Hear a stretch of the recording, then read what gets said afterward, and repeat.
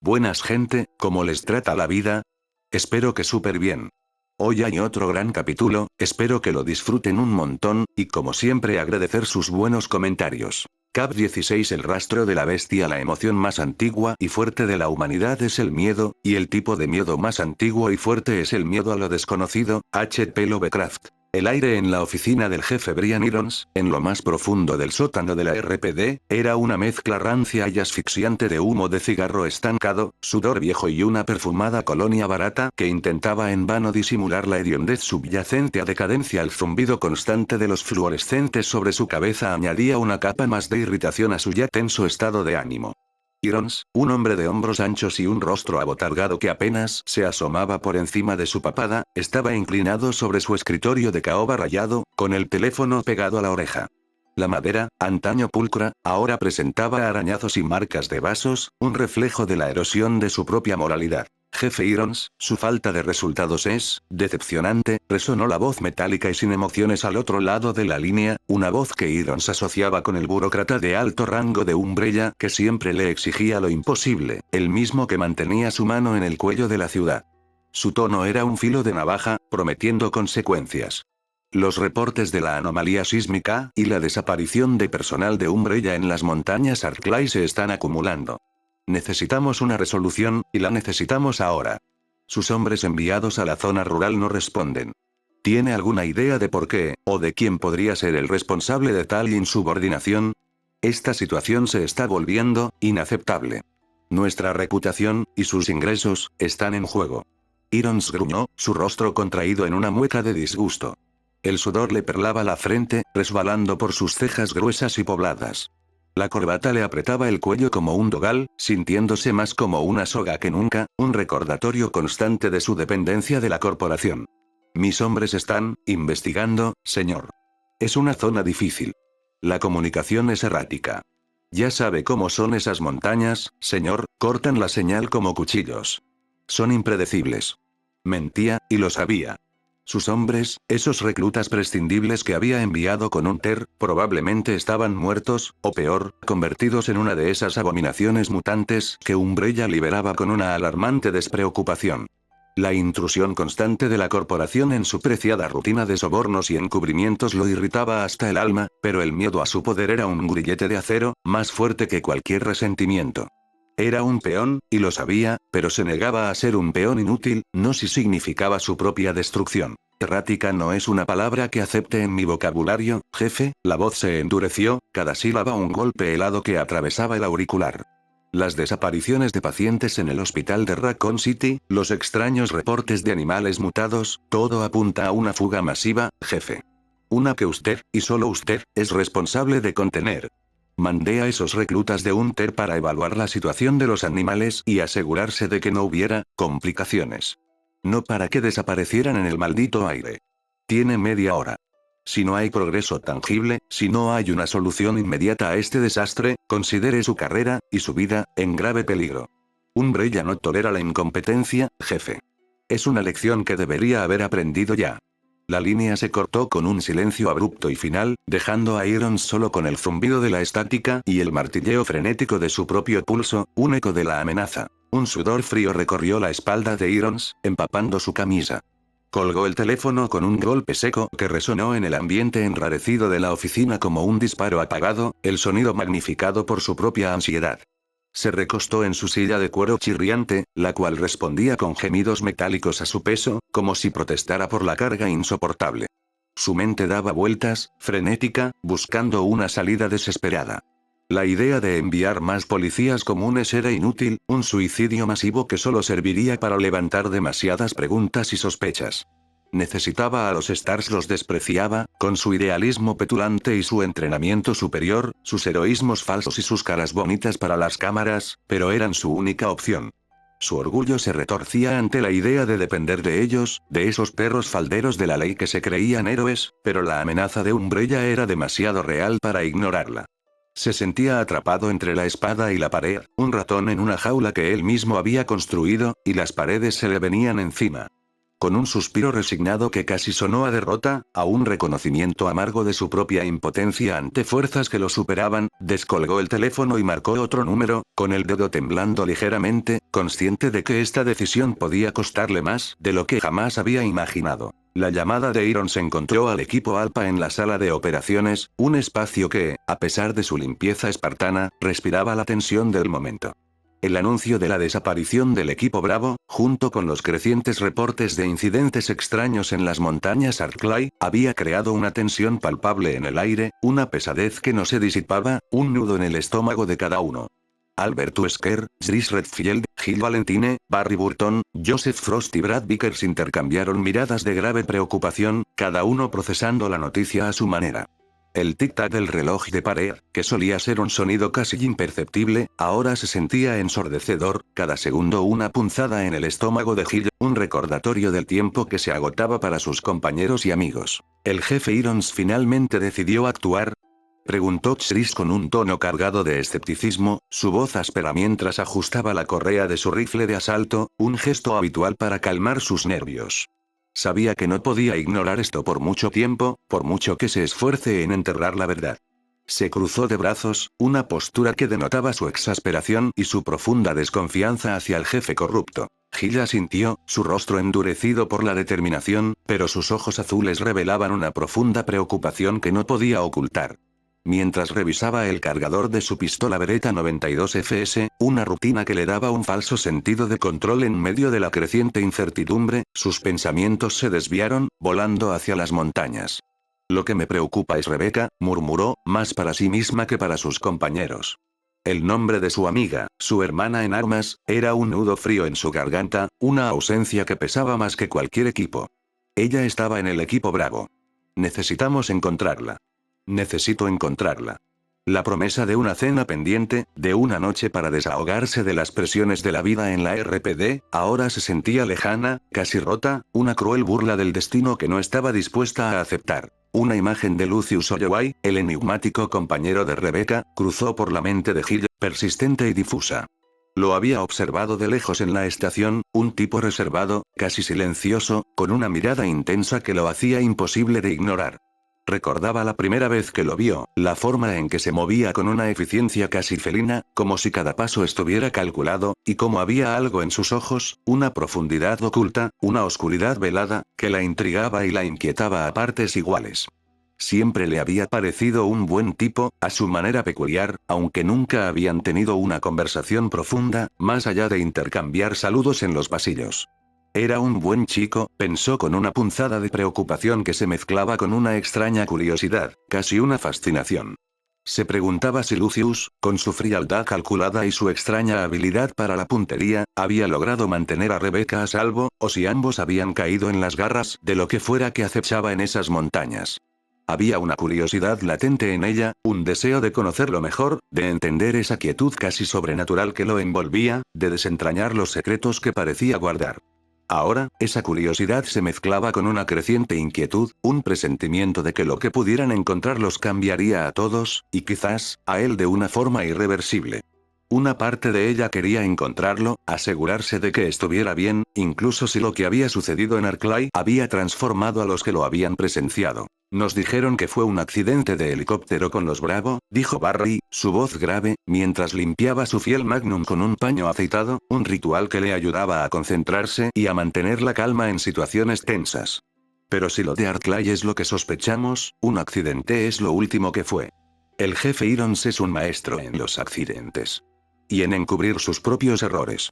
Sus ojos, sabios y cansados, se encontraron con los de Hill, confirmando sus peores temores, pero sin mencionar ninguna corporación, solo la ineptitud y la corrupción de Irons. El helicóptero de Stars, un Bellu, un Aerocubois modificado y robusto, ascendió con un zumbido ensordecedor que hacía vibrar la estructura de la cabina, abriéndose paso entre las nubes bajas y la neblina persistente hacia las ominosas montañas Arklay.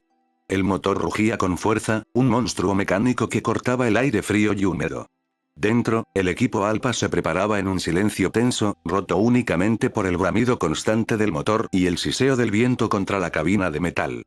Cada miembro sentía el peso de la misión, una carga que iba más allá de un rescate rutinario, una misión que olía a algo putrefacto y peligrosamente desconocido. Albert Wesker, el líder del equipo Alpha, permanecía impasible en la cabina, observando el paisaje con sus gafas de sol oscuras, a pesar de la penumbra creciente. Su voz, siempre controlada y fría, se escuchó por el intercomunicador. La misión es clara. Localizar al equipo Bravo y evaluar la naturaleza de la anomalía sísmica que ha afectado la zona. Los informes hablan de una actividad inusual de la fauna local y de comportamientos aberrantes. Debemos ser eficientes y discretos. La RPD no necesita más publicidad negativa, especialmente si esto se trata de un simple ataque animal a gran escala. Su tono no denotaba preocupación, sino una fría autoridad y un enfoque en los objetivos. Wesker pensaba en la eficiencia de la vida y la muerte, en cómo la naturaleza se adaptaba a las presiones. Esta anomalía sería un excelente caso de estudio. Su mente, en secreto, ya estaba procesando posibilidades mucho más complejas. Chris Redfield, siempre el pragmatista y el líder natural que asumía la responsabilidad sin dudar, miraba el mapa topográfico con una linterna táctica, sus músculos tensos bajo el uniforme verde oscuro. La última señal de Bravo vino de esta zona, señaló, un punto en el mapa que parecía un nudo inextricable de árboles densos y un terreno accidentado, casi devorando las líneas de contorno. Cerca de lo que solía ser un centro de entrenamiento, ahora abandonado. Raro que una instalación así haya sido abandonada tan de repente. No cuadra. Algo explotó allí, eso seguro. No me gusta la pinta de esto. Su mandíbula estaba apretada, el ceño fruncido en una expresión de concentración y desconfianza. Pensó en cómo cualquier explosión en una zona así, especialmente si afectaba a la fauna, podría desatar algo incontrolable. ¿Actividad inusual de la fauna?, murmuró Joseph Frost, el especialista en retaguardia, con un nerviosismo palpable en su voz, mientras revisaba su equipo con manos temblorosas. El olor a combustible quemado y la tensión lo ponían al límite. He escuchado historias sobre animales en esas montañas, grandes, agresivos. Espero que no encontremos un oso mutante. Su imaginación, siempre activa, tendía a lo catastrófico, llenándose de imágenes de criaturas deformes y hambrientas que acechaban en la oscuridad. Se secó el sudor de la frente con el dorso de la mano. Gilla sintió, su rostro endurecido por la determinación, pero sus ojos azules revelaban una profunda preocupación que no podía ocultar. Mientras revisaba el cargador de su pistola Beretta 92 FS, una rutina que le daba un falso sentido de control.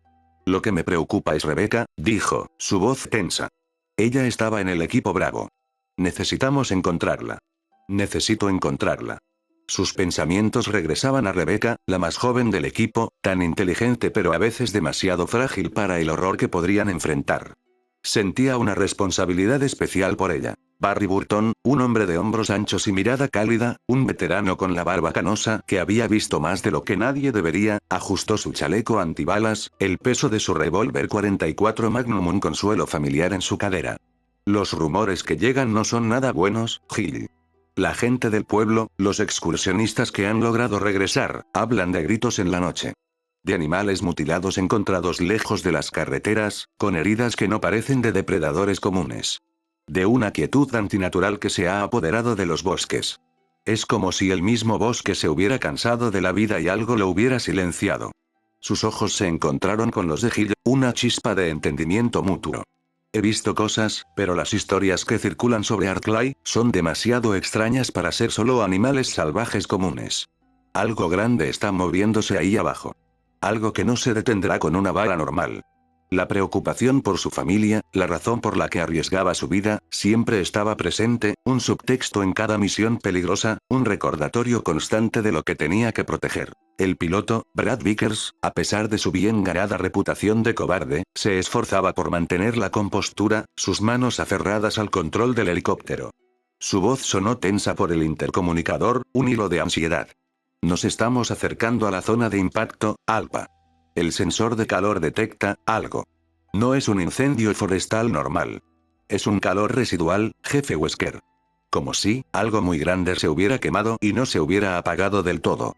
Es bastante intenso. Un escalofrío recorrió la columna de Gil, que podía sentir el calor anómalo que perforaba el aire frío de la noche.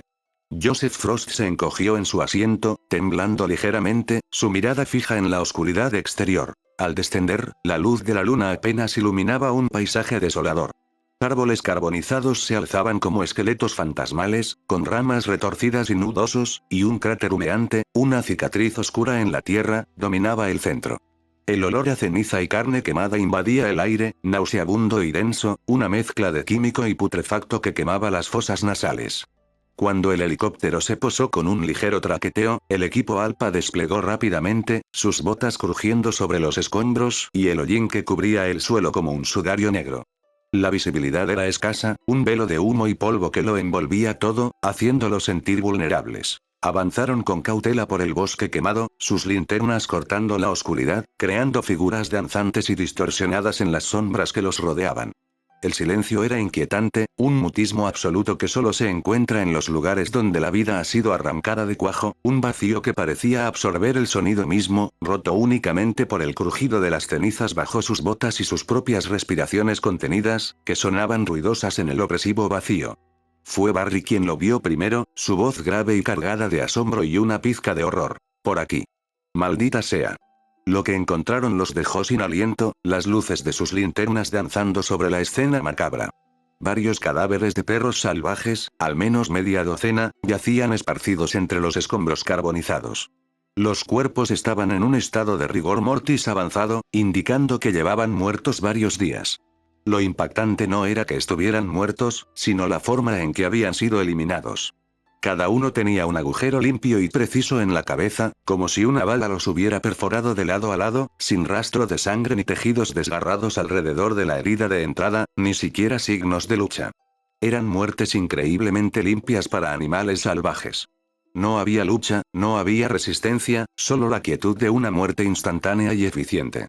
Los ojos vidriosos de los animales parecían reflejar el horror de sus últimos momentos. ¿Qué diablos es esto?, murmuró Chris, examinando uno de los cuerpos con el cañón de su rifle, su voz apenas un susurro de incredulidad. Nunca he visto una herida de bala tan perfecta en un animal. Parece cirugía, o una puntería de otro mundo. ¿Quién hace esto? ¿Y con qué? Su rostro, normalmente impasible y resolutivo, mostraba una mezcla de perplejidad y una creciente alarma, sus cejas fruncidas en señal de profunda concentración.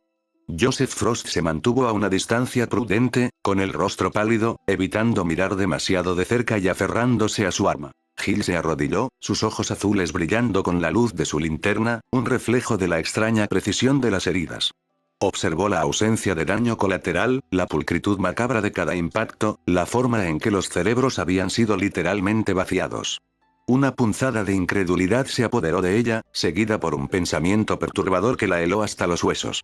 Solo había conocido a una persona con esa clase de puntería milimétrica, esa habilidad para disparar a un objetivo en movimiento con tal exactitud que parecía magia, casi sobrenatural. Una habilidad que, extrañamente, le había recordado a Lucius Holloway, el mejor tirador de Stars, el que había dejado a todos boquiabiertos en las prácticas de tiro. ¿Podría ser una coincidencia? ¿O significaba algo más siniestro? La idea era absurda, una locura que su mente se negaba a aceptar, pero no podía sacársela de la cabeza. No, no puede ser, susurró para sí misma, la voz apenas audible, la piel de gallina erizándose en sus brazos. Estos no son disparos de un novato, ni de un cazador común, dijo Barry, su voz grave, cargada de una extraña admiración mezclada con temor reverencial. Esto es, parte de la destrucción. Una ejecución impecable. ¿Pero quién y por qué tendría que ser tan preciso con unos perros? Se agachó, tocando una de las cabezas perforadas, la piel fría y rígida bajo sus dedos enguantados. Wesker, por su parte, se limitó a observar, su expresión ilegible, sus ojos ocultos tras las gafas, como si la escena fuera un mero estudio de caso. Su mente, sin embargo, procesaba la información con asombrosa rapidez. La precisión, la ausencia de lucha. Era la firma de algo extraordinario, quizás de un nuevo tipo de depredador o una nueva amenaza biológica, de origen desconocido. De repente, un gruñido gutural rompió el silencio mortuorio. No era un gruñido animal normal, sino un sonido húmedo y ronco, cargado de una malicia inhumana que hizo que la piel se les erizara. Un hedor putrefacto, a carne en descomposición avanzada, golpeó sus fosas nasales con una fuerza nauseabunda, tan denso que casi se podía saborear. De la oscuridad entre los árboles carbonizados surgieron varias figuras. Eran perros, sí, pero no como los que acababan de ver muertos con tanta precisión. Estos perros se movían con una velocidad antinatural, sus cuerpos en un estado avanzado de descomposición. Piel podrida colgando en jirones revelando músculos y huesos, costillas expuestas, ojos vidriosos y nublados por la muerte, pero brillando con una luz rojiza y voraz. Su rapidez desmentía su estado putrefacto, eran increíblemente ágiles, y sus movimientos eran erráticos, sedientos. ¡Maldita sea! ¿Qué carajos!, exclamó Joseph Frost, su voz un chillido ahogado de puro terror, un sonido agudo que se quebró en la garganta. Sus ojos se desorbitaron, su rostro se puso blanco, y retrocedió tropezando con una rama caída, cayendo de espaldas en la ceniza caliente. Joseph pensó en todas las historias de terror que había oído, las películas de zombies, pero ninguna lo había preparado para la visión de la carne muerta animada con tanta malevolencia. Zris reaccionó al instante, levantando su rifle de asalto. ¡Fuego! A la cabeza. Gritó, la adrenalina corriendo por sus venas, su mente luchando por procesar la aberración que tenía delante. Disparó una ráfaga controlada, derribando a uno de los perros podridos, que se desplomó con un chasquido de huesos rotos y un gorgoteo fétido. Zris se preguntaba qué tipo de enfermedad o mutación podía causar algo así, la visión era aberrante, la lógica se desmoronaba. Barry, con la rapidez de un veterano, desenfundó su magnum. El rugido del 44 resonó, un trueno en la noche. Esto no es normal. Son rápidos. Gruñó, disparando con precisión brutal, desintegrando la cabeza de otro atacante en una explosión de carne podrida y hueso, rociando el hollín del suelo con fragmentos viscosos. Barry nunca había visto nada igual, la brutalidad combinada con esa velocidad lo desconcertaba por completo.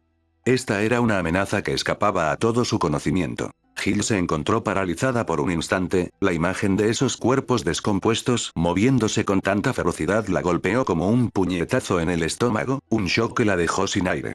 Los perros que habían encontrado antes parecían muertos hacía días, incluso semanas, pero estos estaban en una especie de no muerte activa, una abominación impensable que desafiaba toda razón. Desenfunda su bereta, sus manos firmes a pesar del shock, su mente intentando dar sentido a la locura. Un perro particularmente grande y agresivo, con la mitad de su mandíbula colgando, revelando dientes astillados y podridos, se lanzó directamente hacia Joseph Frost, quien aún intentaba levantarse del suelo, sus manos temblaban incontrolablemente, incapaz de empuñar su arma correctamente. Wesker, que había estado observando la escena con una quietud perturbadora, podría haber disparado fácilmente al perro antes de que alcanzara a Frost. Su mano, apenas visible en la penumbra, se movió, pero no para empuñar su arma. En su lugar, hizo un movimiento sutil, casi imperceptible, que pareció desviar ligeramente la atención de Zris, o quizás la de Barry, justo en el momento crucial. Un movimiento mínimo, casi un parpadeo, pero suficiente. Wesker pensaba, un espécimen débil es un lastre. La selección natural es implacable. Frost es prescindible. Su muerte podría proporcionarme datos valiosos sobre la agresividad, la resistencia y las mutaciones de estas criaturas. Además, eliminar a los eslabones más débiles fortalece al grupo. El perro zombie se abalanzó sobre Joseph, quien lanzó un grito agudo y desesperado cuando las fauces podridas se cerraron sobre su brazo, desgarrando la tela y la carne con un sonido húmedo. ¡Ah! ¡Ayuda!, chilló Joseph, forcejeando salvajemente, su voz llena de puro pánico, un chillido que resonaba en el bosque. Los otros perros comenzaron a rodearlos, sus gruñidos se volvieron una sinfonía de pesadilla, el sonido de huesos y carne podrida arrastrándose se intensificaba, acercándose. De repente, el familiar sonido de las aspas del helicóptero de Brad Vickers volvió a resonar, pero esta vez, el sonido se hacía más fuerte, no para aterrizar, sino para huir. Un rugido mecánico que se elevaba rápidamente, haciéndose eco en el cielo nocturno. Jill levantó la mirada y lo vio. La silueta del helicóptero, en lugar de descender para apoyar o evacuar, comenzaba a elevarse rápidamente, la luz de la luna reflejándose brevemente en su fuselaje mientras se perdía en las nubes, alejándose del infierno en el que estaban. Brad, el cobarde, los estaba abandonando. El ruido del motor se volvía un lamento agonizante a medida que se desvanecía en la distancia, llevándose consigo la última esperanza de retirada rápida, la única vía de escape segura. Una furia ardiente se apoderó de Jill, más intensa que el miedo o el asco. Su respiración se volvió errática, sus puños apretados. «Brad, maldito cobarde», gritó, su voz ronca de rabia, una traición que le quemaba las entrañas, una herida más profunda que cualquier mordida de perro. «Vuelve aquí, idiota. No nos dejes aquí». No seas un cobarde. Pero sabía que era inútil. El sonido se hizo cada vez más débil, hasta que solo quedó el eco de los gruñidos de los perros y los disparos desesperados de sus compañeros. Su mente, en un momento de pánico y traición, comparó inconscientemente a Brad con Lucius Olloway. Una voz interior, un eco de una confianza que no sabía que tenía, le susurró con claridad brutal. Lucius jamás habría hecho esto. Jamás nos abandonaría. Él es un tirador, sí, un hombre de pocas palabras, pero también es leal. Él es 1000 veces mejor que este patético cobarde que nos ha dejado a nuestra suerte. Debería estar aquí con nosotros en el Alpa, enfrentando esto codo a codo, no en el equipo Bravo, no desaparecido. Él nos protegería. Él jamás traicionaría a sus compañeros. La ira hacia Brad se mezcló con una desesperada necesidad de encontrar a Lucius, de confirmar que su imagen de él seguía intacta, que había alguien en quien confiar en este infierno. El equipo Alpha, ahora reducido a 4 operativos principales, se vio superado momentáneamente por la ferocidad de los perros. Lograron derribar a los perros zombies restantes, sus cuerpos putrefactos cayendo al suelo con un último gruñido y un chapoteo de líquidos orgánicos, pero Joseph Frost yacía en el suelo, gravemente herido, su brazo destrozado y sangrando profusamente, las mordidas expuestas a la oscuridad y el aire frío, el shock recorriendo su cuerpo. «Joseph», gritó Chris, apresurándose a su lado, intentando aplicar presión en la herida con un torniquete improvisado. Su rostro mostraba una mezcla de preocupación y frustración. ¿Qué demonios eran esas cosas? No son simples animales rabiosos. Wesker, con su habitual frialdad, se acercó, sus ojos inexpresivos bajo las gafas, observando a Frost con una mirada calculada. Heridas graves. Necesita atención inmediata. Estamos en desventaja numérica y sin apoyo aéreo. Debemos encontrar refugio de inmediato. No hay tiempo que perder. Su voz no mostraba rastro de arrepentimiento por el destino de Frost, solo un pragmatismo brutal. Su mente ya estaba calculando las nuevas variables, la resiliencia de la amenaza y la debilidad de sus subordinados, adaptando la estrategia. El rastro de muerte los llevó más profundo en el bosque, el olor a ceniza y sangre se hacía más denso y nauseabundo con cada paso, impregnando el aire con su hedor metálico y dulzón. Las pisadas crujían sobre las hojas carbonizadas y los restos de madera. No tardaron en encontrar lo que buscaban, o lo que temían encontrar: los cuerpos de los reclutas enviados por Irons. El espectáculo era grotesco, un testimonio de una violencia primordial y desatada que desafiaba la comprensión. Billy y Mark yacían destrozados, sus cuerpos mutilados más allá del reconocimiento, meros fragmentos de lo que alguna vez fueron hombres. Parecía que habían sido desmembrados con una furia salvaje y descontrolada, pero también con una extraña y escalofriante eficiencia. Sus uniformes estaban empapados en sangre, de un color negro azabache bajo la luz de las linternas, y la tierra alrededor era un pantano carmesí, un lago oscuro que absorbía la luz de la luna, reflejando el horror. «Dios mío», exclamó Chris, su rostro contraído de puro horror, sus ojos fijos en la carnicería. A pesar de su entrenamiento y las escenas que había presenciado en el pasado, esto era diferente, más visceral, más personal. Esto no es un animal. Ningún animal haría esto. Parece, destripados. Es como si hubieran sido desarmados, pieza por pieza, con una fuerza inimaginable. La brutalidad de la escena lo heló hasta los huesos, y una náusea amarga subió por su garganta.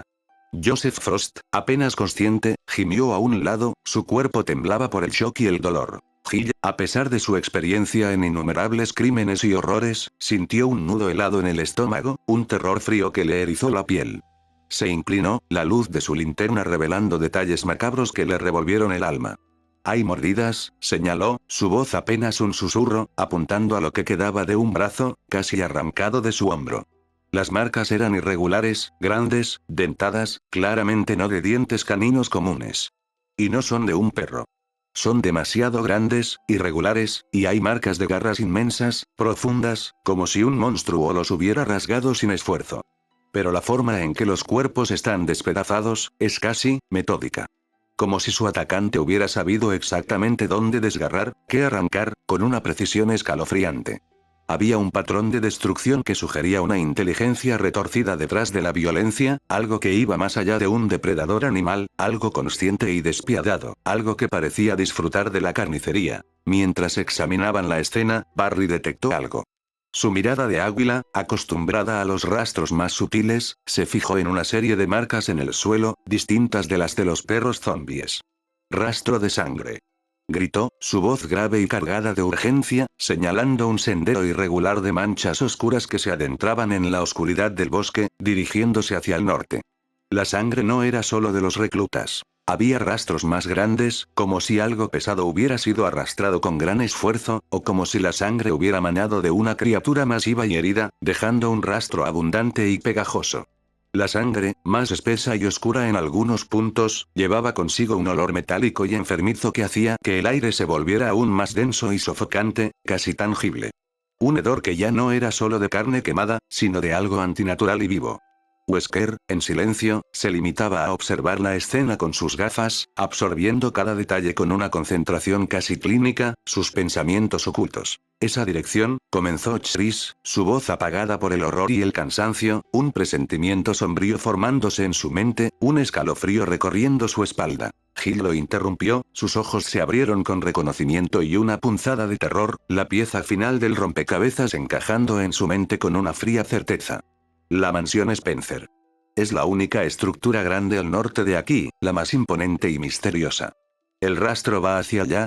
No puede ser, la mansión Spencer, un lugar rodeado de leyendas y misterios, una fortaleza gótica que se alzaba como una cicatriz en el paisaje, ahora parecía ser el epicentro de un horror inimaginable. Un escalofrío le recorrió la espalda.